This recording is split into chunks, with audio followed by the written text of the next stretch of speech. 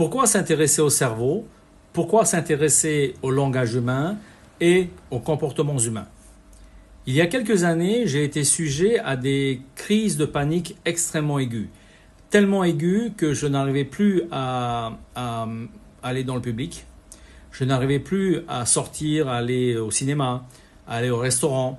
Je n'arrivais plus à me retrouver dans un endroit clos, par exemple. C'était devenu extrêmement compliqué. Et les symptômes étaient très simples. Quand j'avais des crises de panique, j'avais le cœur qui partait dans tous les sens, la respiration qui s'accélérait, la vision qui devenait floue et surtout une idée permanente de mourir. Alors donc, c'est pas évident. J'ai été allé consulter un médecin à l'époque qui m'avait donc tout de suite dirigé vers un psy. Et contre toute attente, plutôt que de me donner des médicaments, ce psy va me donner un exercice à faire et à pratiquer pendant 1 mois. Donc j'étais un peu penaud parce que je ne m'attendais pas du tout à ça. Moi je voulais des médicaments, vous savez, quelque chose qui va vite arrêter ce phénomène de trouble émotionnel. Non, il me donne un exercice. Donc je rentre chez moi et je vais donc pratiquer cet exercice les premières semaines.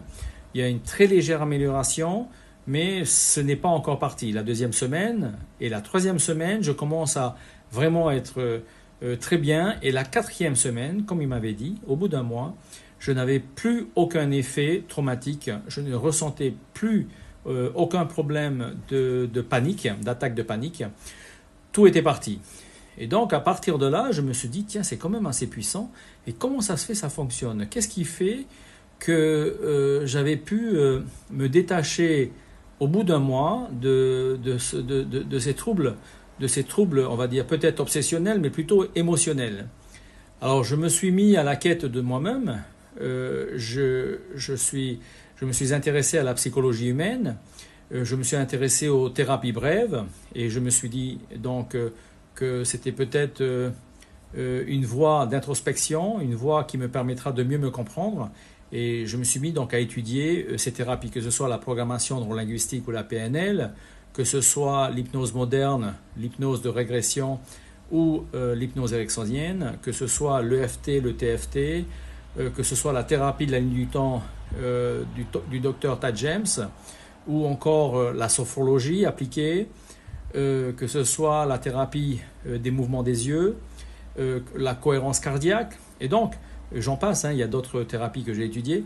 Et donc du coup, toutes ces thérapies-là ont formé un bloc de connaissances, un bloc de savoir et surtout un bloc de pratique qui m'ont permis de faire un nettoyage extrêmement profond et extrêmement durable.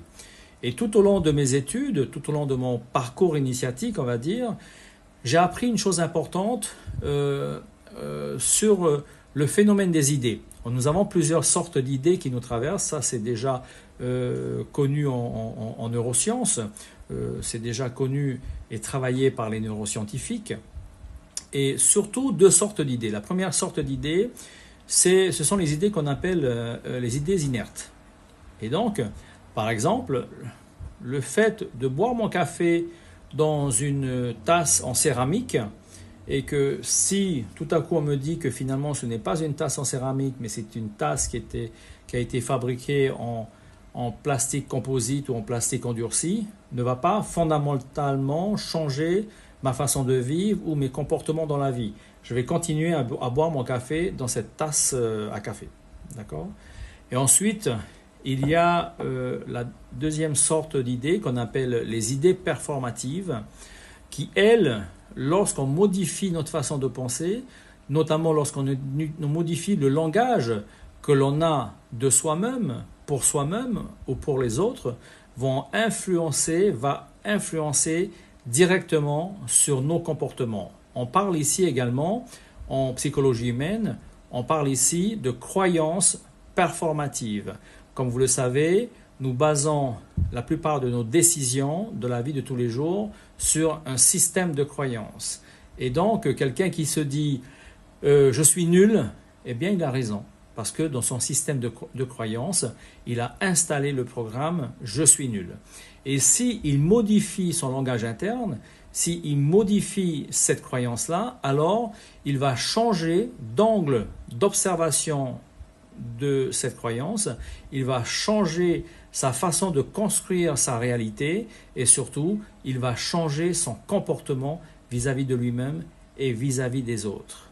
Alors, comme vous voyez, les idées performatives, les croyances performatives, c'est un sujet très intéressant à étudier et dans la formation que je vous délivre, on va voir ce point en profondeur et dans tous les sens.